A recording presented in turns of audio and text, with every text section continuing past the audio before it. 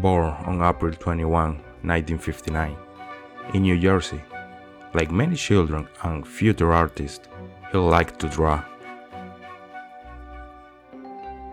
When he was in high school, he became interested in the illustration of the cover of music records, especially those made by Roger Dean. He was encouraged by one of his teachers to draw as he saw a future in his skills. He studied graphic design and fine art at the Spectrum Institute for the Advertising Arts. In the 80s and the early 90s, there was a horror and science fiction book printing boom. Taking advantage of that trend, Tim did his first job for the Dawn Publishing House, illustrating the cover of Fugitive in Transit and Brains Incorporated. In the early 90s, Scholastic was looking for illustrators for a new series of books written by R.L. Stine. They had two artists in mind to do the Goosebumps covers, Tim Jacobus and Jim Thiessen. Tim created the art for the first Goosebumps book, Welcome to Dead House, and Jim created the cover art for Stay Out of the Basement. Scholastic chose Tim because they liked his use of saturated colors. They believed that the colors would be striking for young readers. Before designing the covers, Tim would be giving a short story synopsis and have discussion with art directors at Scholastic to give an idea of what should be on the cover. The illustrator would apply various color combinations to each cover and tried not to repeat any combination from previous covers. In this way, he made the 60 covers, which gave way to numerous anecdotes and inconveniences. He would have a month deadline to complete a cover. This caused complication at one point, specifically with A Night in Terror Tower. He had 24 hours to turn in the painting, but it wasn't finished yet, so he worked on it in the morning and finished it late at night. The next day, he turned it in to a Scholastic on time. For the cover of Revenge of the Long Gnomes, Tim originally had the gnome on the left picking its nose. Despite the art directors at Scholastic finding it to be funny, they also found it gross, so they asked him repaint it. The final cover has the left gnome scratching his head instead.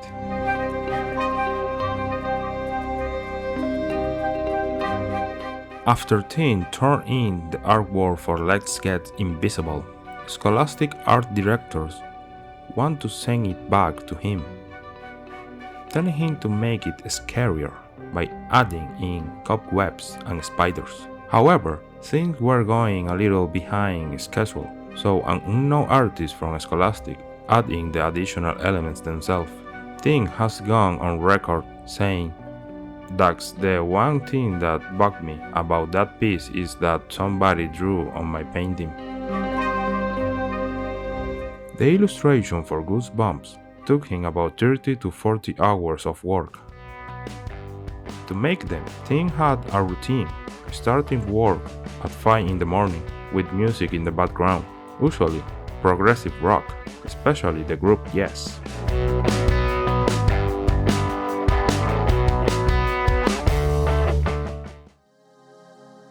Tim Jacobus spent nearly a decade illustrating R.L. Stine's books.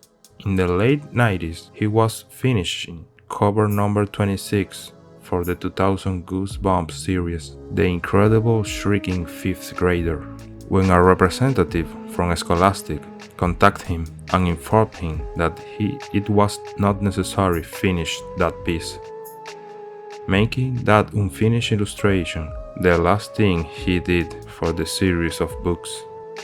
Goosebumps would end with the arrival of the year 2000.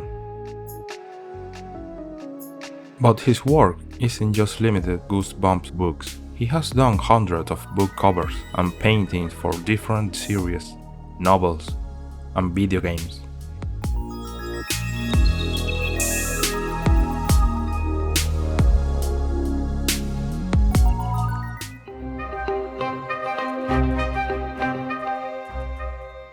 After a time away from the franchise, Tim was brought back for the Goosebumps films. He did the artwork for the Invisible Boy's Revenge book cover that was shown near the end of the movie. Tim has written an autobiographical book called It Came from New Jersey, My Life as an Artist, a book on his life and career for Goosebumps. In 2021, a book that celebrates Tim Jacobus' art from R.L. Stein Books were published.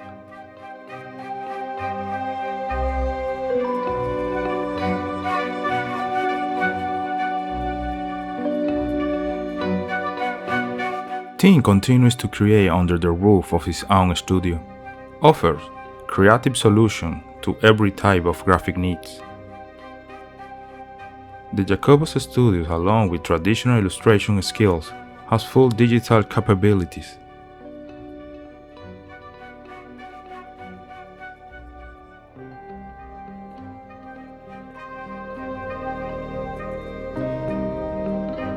Tim has one son, and the two currently live in New Jersey, the same place where he materialized with his paintings the nightmares of a whole generation of children.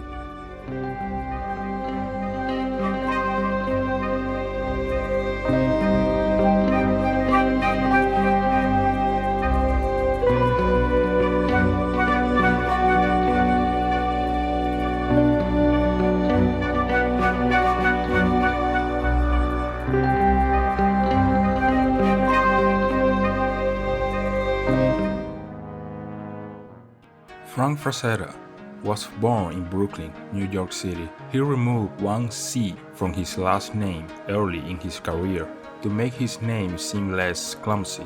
The only boy in family with three sisters, he spent much time with his grandmother, who began encouraging him in art when he was 2 years old. She gave him a penny every time he drew something, so he would continue to do so.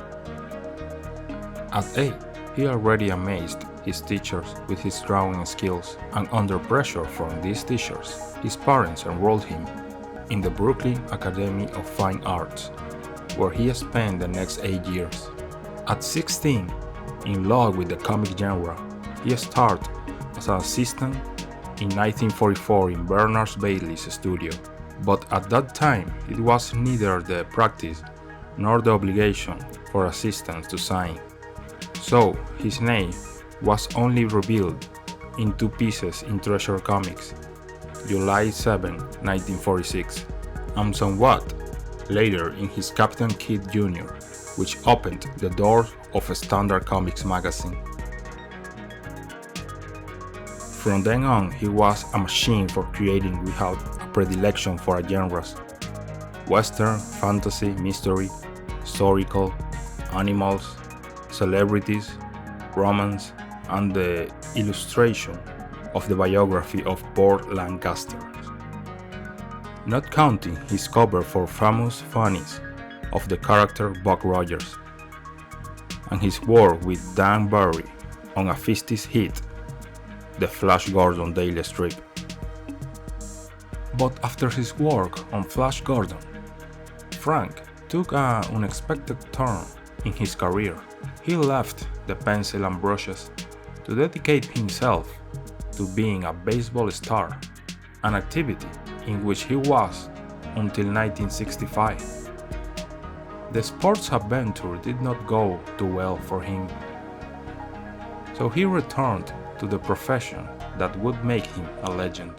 Frazetta's work in comics during this time were cover paintings and a few comic stories in black and white for the Warren Publishing, horror, and war magazines, such as Creepy, Henry, Blazing Combat, and Vampirella.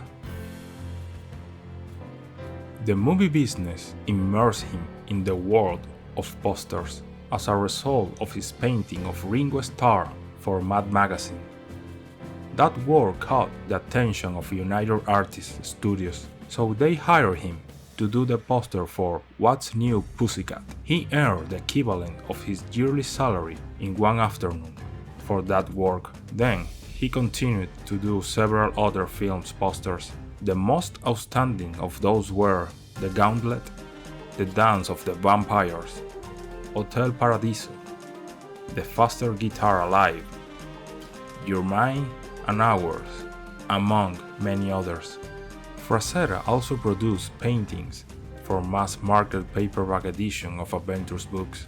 His interpretation of Robert E. Howard's Conan the Barbarian visually redefined the genre of sword and sorcery, and had an enormous influence on succeeding generations of artists. His paintings served as an unofficial concept art for the film that would later be made in 1982, and even as a teaser poster.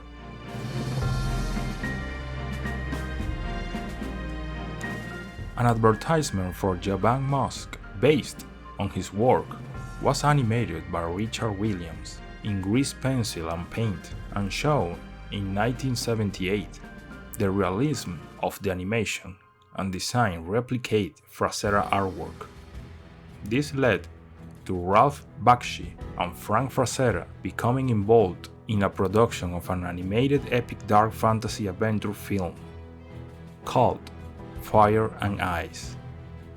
The animated feature, based on characters co-created by Bakshi and Frazetta, was made using the process of rotoscoping, in which scenes were shot in live action and then traced onto animation cells.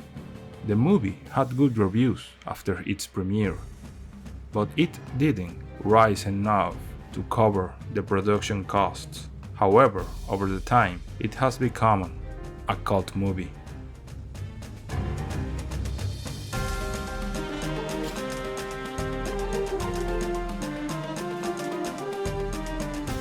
Following the release of the film, Frank returned to his roots in paintings and pen and ink illustrations. In the early 80s, he created a gallery, Frazetta's Fantasy Corner, on the upper floor of a former Masonic building in Pennsylvania. The building also housed a Frazetta art museum that displayed both his own work and, in a separate gallery, that of other artists. By this time, he was already well known for his work, and awards and recognition came in abundance. 3 Chesley, Hugo, Spectrum Grand Master of Fantastic Art, Eisner, and an invitation to exhibit from traditional galleries that would never open their door to comics considered by far time a minor art. In 2003, a feature film documenting the life and career of Frazetta was released, entitled Frazetta Painting with Fire.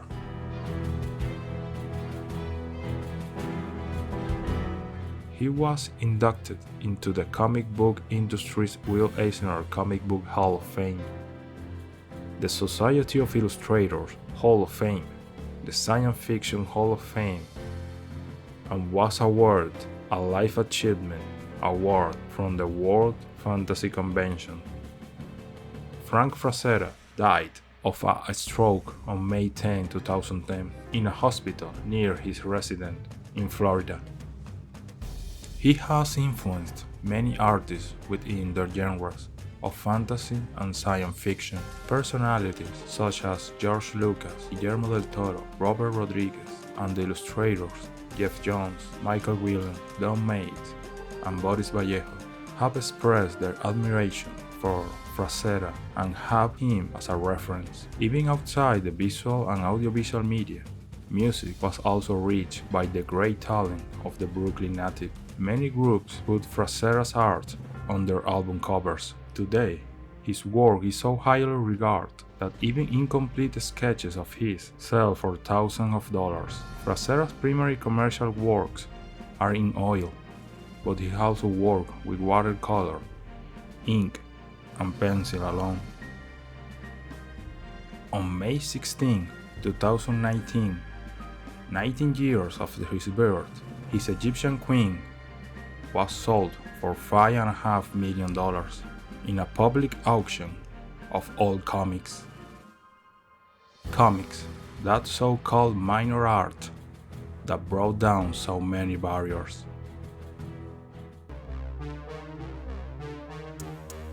Christopher Foss was born in 1946 in Gurney, Channel Islands, less than a year after the end of World War II. The Channel Islands had been occupied by German troops from 1940 until 1945, the only part of the British Isles to be invaded. The Nazis built a series of fortifications around the coast of Guernsey and the larger island, Jersey, and these imposing structures made a lasting impression on Chris. He said, "The German fortifications in Guernsey were almost brand new when I was exploring them for about the age of 7. And as we will see later, these structures, such as towers, bunkers, and various war artifacts, would become a recurring element in his art, since this structure fascinated him at such a young age." Later, Chris would start a boarding school in Dorset, where his art teacher would encourage him to practice for an art scholarship. This teacher was a great support for him. He taught him all about perspective and representational knowledge. As we can see, his desire to be an artist started for a very young age. He loved drawing, but it was not his only interest. Like any British boy in the early 50s, he liked the cowboy annuals and the Journey into Space radio series. Although, at that time, Chris did not find science fiction that interesting. In fact, he found movies of the genre a bit ridiculous, since to him it looked like a bunch of people in tinfoil suits. It was until he saw Creature from the Black Lagoon that he took science fiction a little bit more seriously. But something that he took a lot more seriously was his artistic career.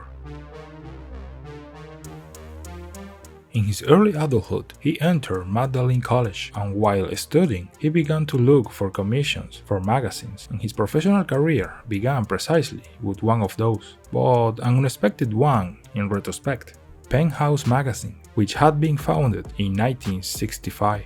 Chris Foss sent samples of his work to the Penthouse publisher Bob Guccione, who soon hired him to draw a series. Although the theme of that series was predictably adult, its graphic background is closely linked to the environment in which the British illustrator had grown up and anticipated the direction his style would later take.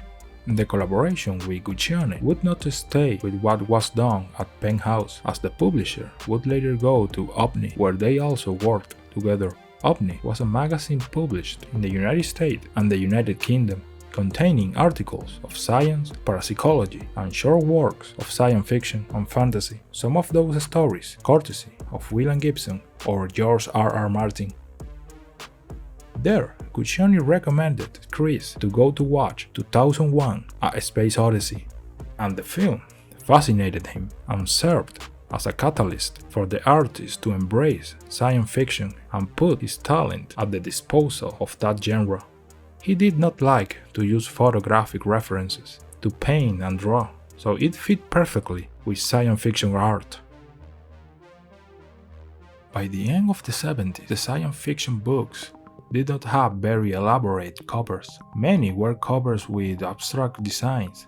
When Foss entered that field, everything around him shook. His design broke with everything established in that genre.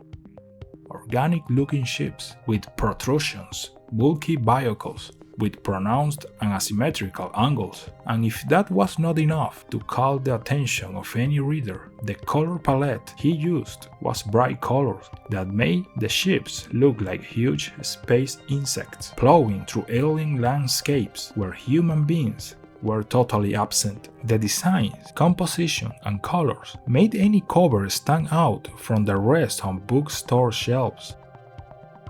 Isaac Asimov's Foundation Trilogy, novels by Arthur C. Clarke, Philip K. Dick, or Jack Vance, among many others, benefited from his imagination.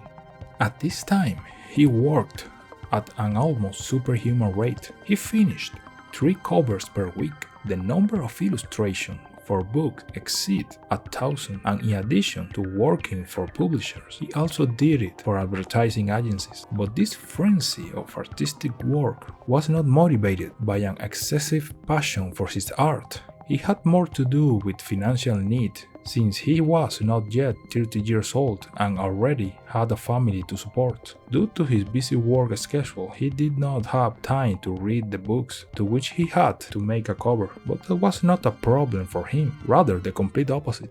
Despite the fact that his art was very well adjusted to science fiction, it was not the genre that he liked the most, and he also liked to have total creative freedom in what he did. That is why his illustrations were not entirely related to the history of the books, but that did not take away a bit of spectacularity and ability to attract readers. Publisher knew very well that a book with a cover signed by Foss would sell better than one without it, which explained his long career in the genre.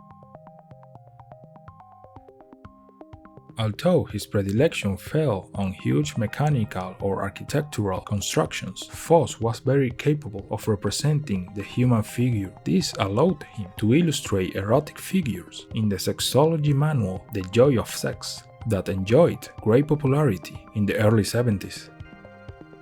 Chris ventured into cinema, making concept art for Alejandro Jodorowsky's never completed Dune along with other fellow artists such as Mobius and H.R. Giger.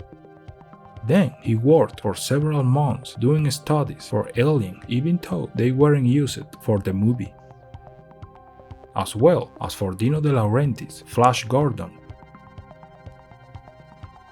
the first Superman film, where he did some designs of the planet Krypton, and another unfinished film by its director Stanley Kubrick's Artificial Intelligence, a project that Steven Spielberg would later take on to bring it to the big screen. By the 90s, he moved away from publishing houses and concept art, since at that time he could earn a more convenient living selling his art through other means, including his website. In 2014, director James Gunn used Chris' illustrations in his meeting with Marvel executive and pitched himself as a director for the Guardians of the Galaxy movie. Marvel liked it so much that they hired the British illustrator to work on the movie. The paintings of Chris Foss pushed the illustration of fantasy and science fiction books to another level during the 70s. With his talent with the brush and the airbrush, he inspired new generation of artists like Jim Barnes, Peter Elson, Tony Roberts, or Angus MacKee. They follow in the wake left by Foss as if they were those enormous space insects that cross the infinite space of his imagination.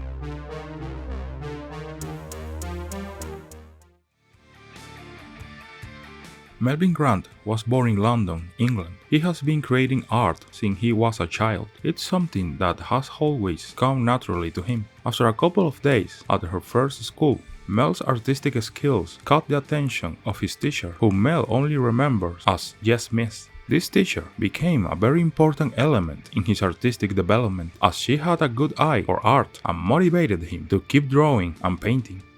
Mel always got the highest class marks in art every year throughout his school life. In addition, being considered the school artist, he was the only student to attend the Brassey Institute School of Fine Arts at the early age of 12.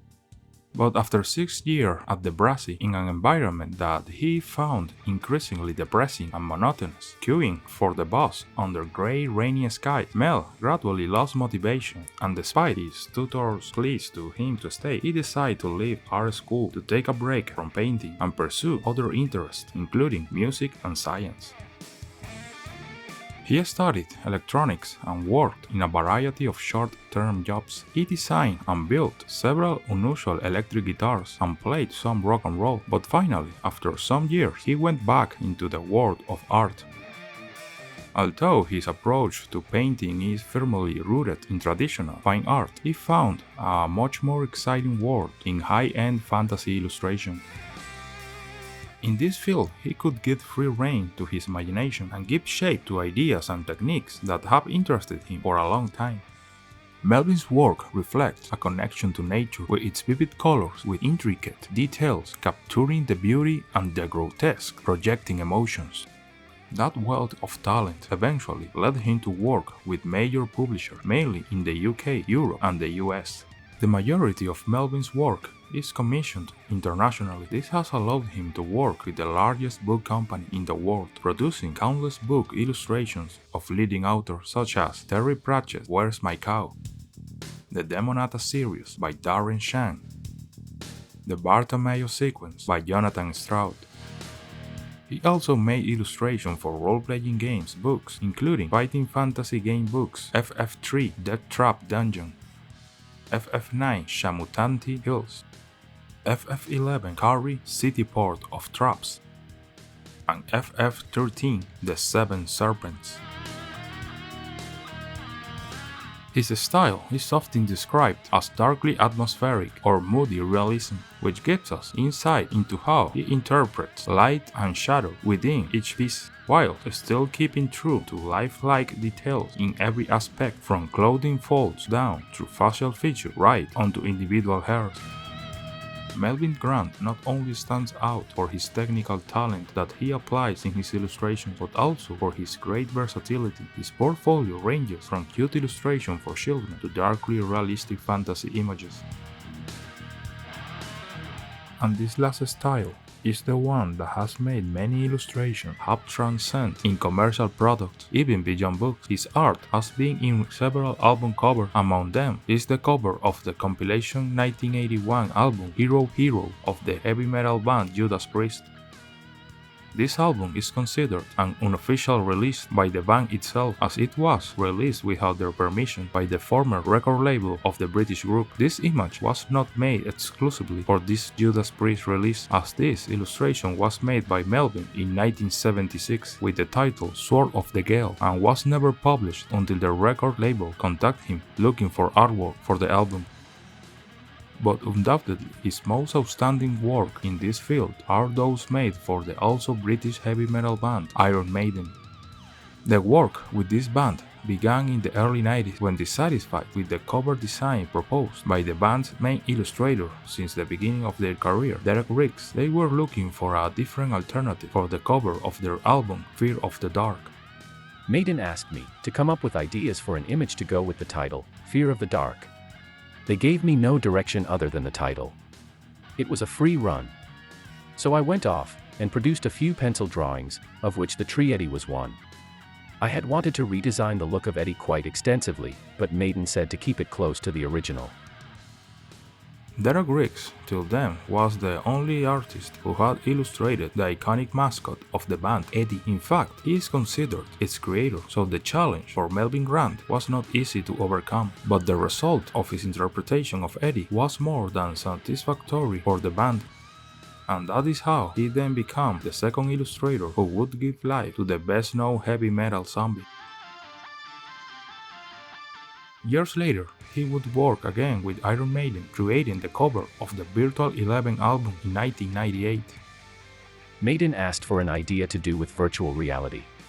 The concept behind Virtual 11, which I originally called Virtual Insanity, was of a boy sitting in a very tranquil setting, seeing Eddie and chaos through the VR set. So which world is the boy actually in? I was then asked to include the football game, which is how the title became Virtual 11. Then, by the middle of the first decade of the millennium, he would design the cover of the live album Dead on the Road, released in 2005. A year later, he would do the art for the single The Reincarnation of Benjamin Brick. And later, he created the covers for the studio album The Final Frontier and the compilation From Fear to Eternity. Images produced by Melvyn Grant have also illustrated video games such as Ball and Captain Feast meets the Blaster Thrones.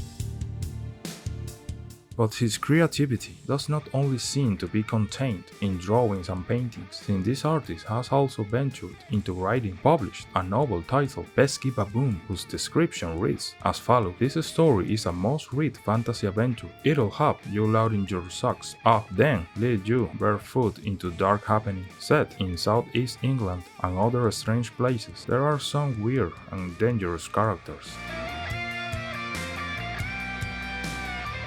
Melvyn Grant is truly one of a kind. His artwork is a reflection of his life, regardless of whether he does his illustrations with oil paint as in his first works or with computer, with which they are the most recent. His vibrant, colorful, dark, and full of energy works reflects passion and versatility. And that is the key word, versatility, which defines Grant's work quite well, since he demonstrates a constant creative restlessness, not only in the field of fantasy and science fiction, but in all the different fields in which this British artist wanted to explore.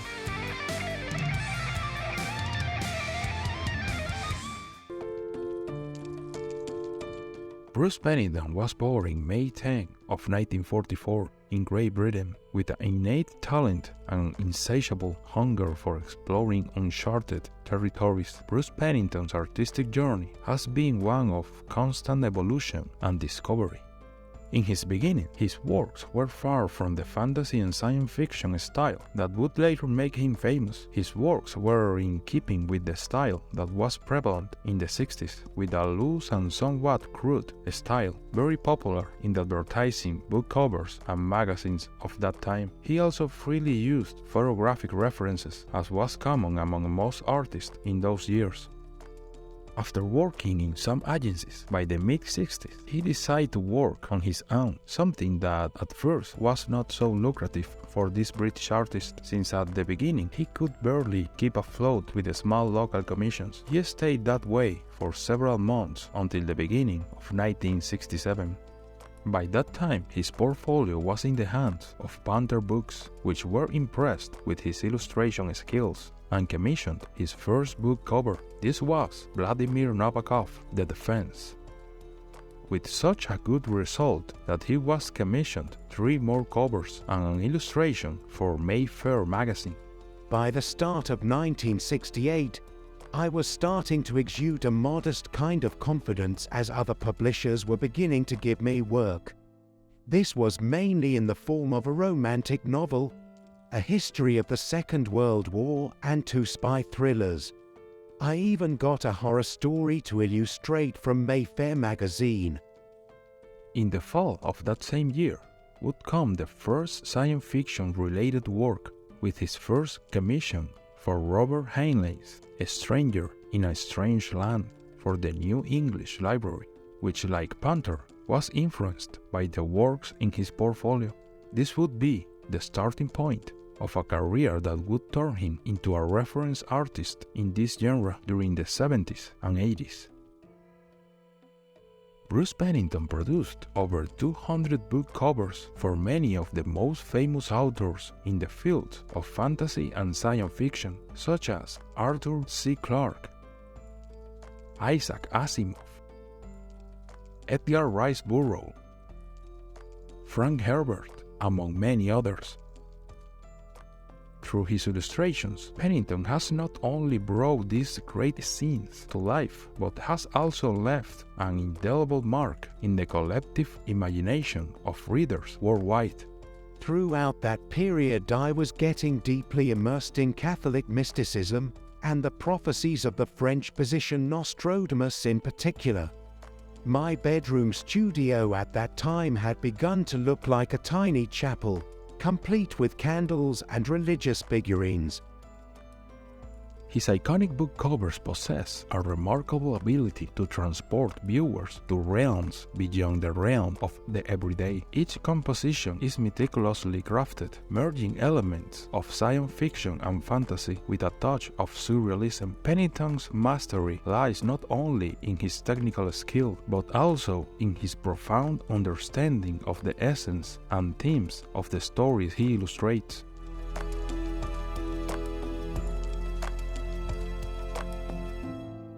One of Pennington's signature traits in his meticulous attention to detail, his brush work is precise, bringing to life the intricate architecture, intricate machinery, and fantastical creatures that populate his compositions. Each stroke of the brush serves a purpose, contributing to the overall narrative and immersing the viewer in the story's universe.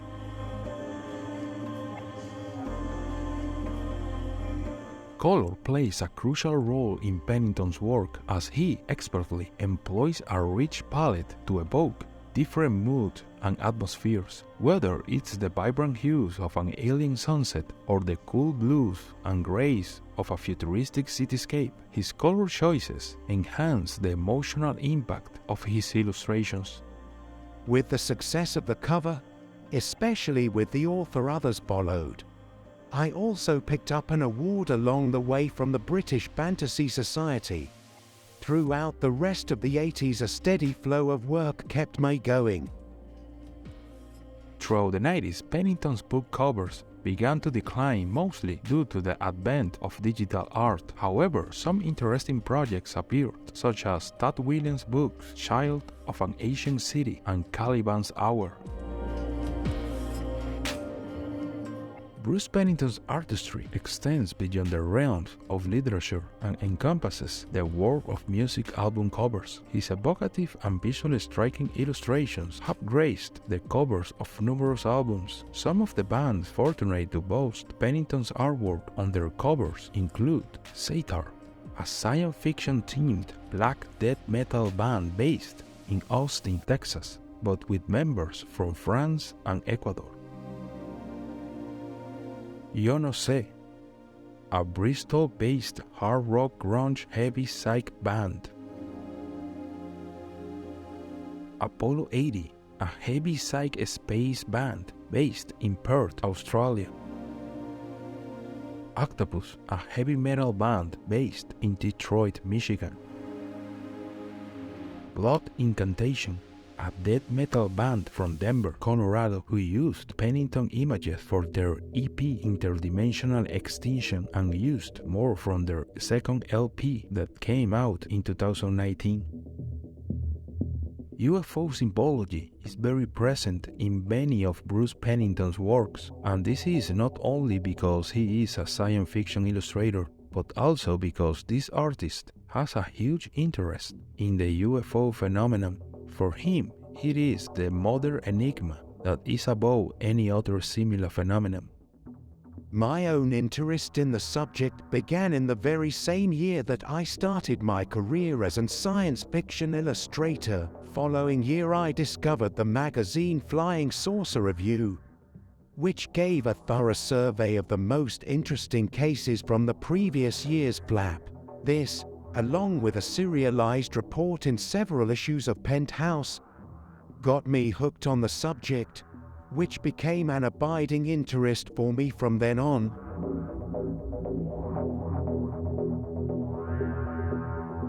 Bruce Pennington is currently retired and does not accept commissions, but continues to paint and draw, and he is open to his new work being used in various ways, as in the case of music album covers, books, magazine, calendars, or similar products.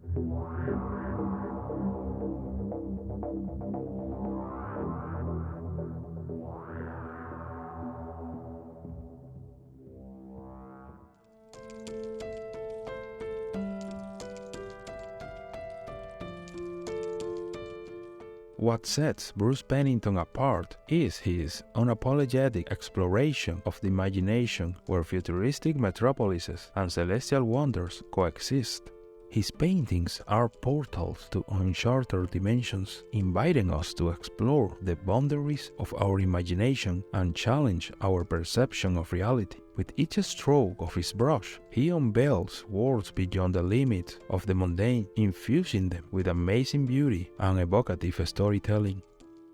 His art and the art of authors like him allow us to venture into the unknown, to create something that captures the essence of what lies beyond our everyday lives. It's about expanding our horizons and tapping into the limitless possibilities that exist within us.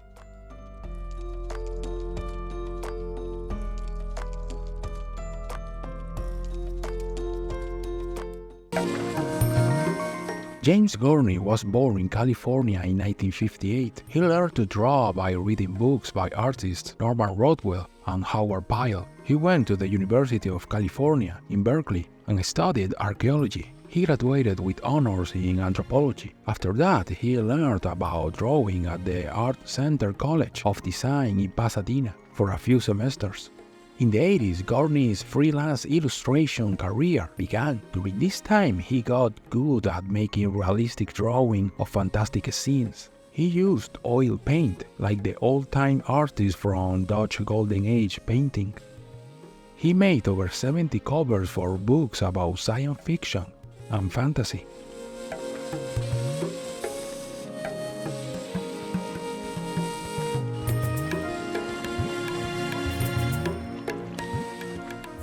Having accumulated a sufficient experience in a short period of time, he and Thomas Kincaid wrote a book together in 1982. In 1976, Thomas Kincaid and James Gurney became friends when they shared a room in college. Before they started working as an artist, they traveled around the US in boxcars, drawing and seeking adventure. They were like wandering artists, always sketching wherever they went. A lot of this spirit and their story is in this book they wrote together, called The Artist's Guide to Sketching, which expresses that artists should go outside and draw from nature. The book really focuses on using the surrounding to capture feelings and moods. They say that the artist should let their emotions and thoughts show in their finished artwork. During the same period in which the book was published, they worked as background painters for the animated film Fire and Ice, co-produced by Ralph Bakshi and Frank Frazetta.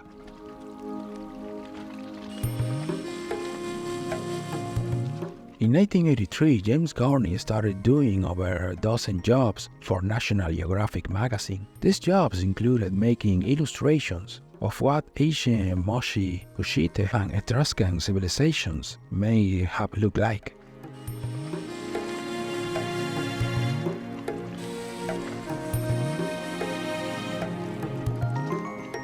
Looking into these ancient scenes inspired him to make a series of paintings about lost worlds like Dinosaur Parade and Waterfall City. This is how the idea of creating a book, which he would spend 2 years making, which he later called Dinotopia in 1992, was born. Dinotopia is a series of books with illustrations that tell exciting stories. These stories are a mix of adventure, science fiction, and fantasy, meant for kids and young adults who like the idea of a lost world. Dinotopia is a made-up, perfect, and imaginary place. The books talk about a mysterious island far away in the Earth's oceans, hidden from the rest of the world. This island is home to people who got stranded there long ago and their families, along with the smart dinosaurs that can attack. The interesting thing is that they figure out how to live together peacefully, like one big harmonious society. They have their own way of doing things, like politics, economy, culture, language, and religion. The stories are set in a time like Victorian England and follow ideas about freedom, fairness, being peaceful, accepting differences, and caring for the environment and animals. The first book went out in 18 languages across more than 30 countries and got backed by 2 million people.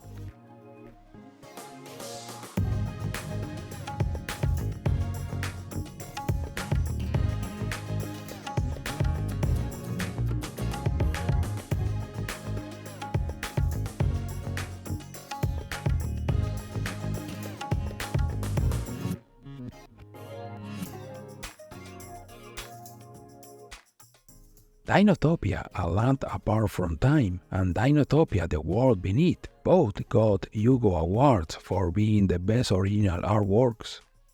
Since that first book, there have been 22 more books about Dinotopia. James Gurney wrote 3 of them, and others by different writers continued the series. On top of that, there are 4 video games, a mini-series, a TV show, and a movie that came out.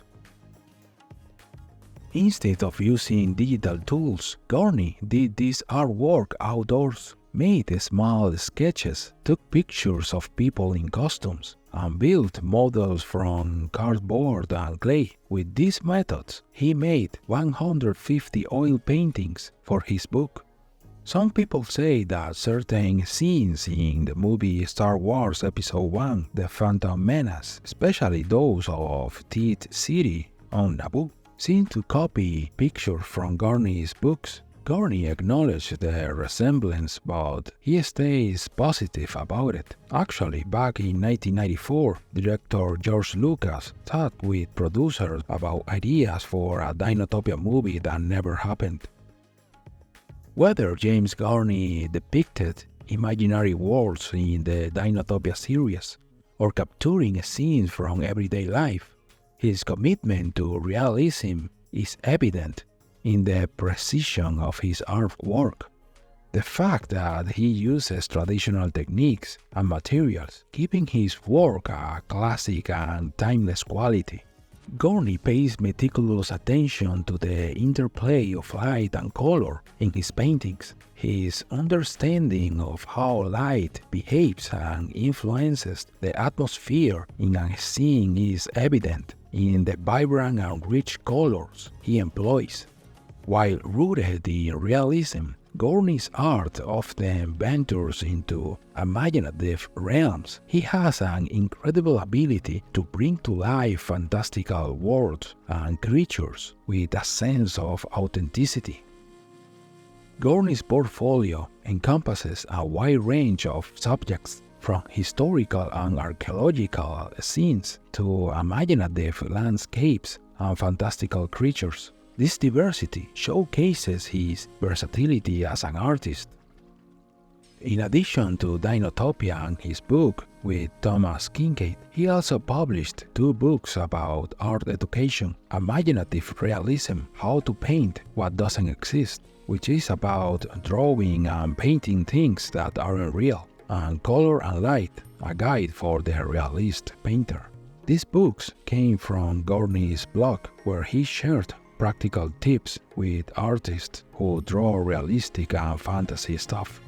James Gurney is a highly accomplished artist whose life and work have left a mark on the world of illustration and realistic fantasy. Apart from his artistic achievements, Gurney has shared his knowledge and insight with artistic community through workshops, lectures, and social media.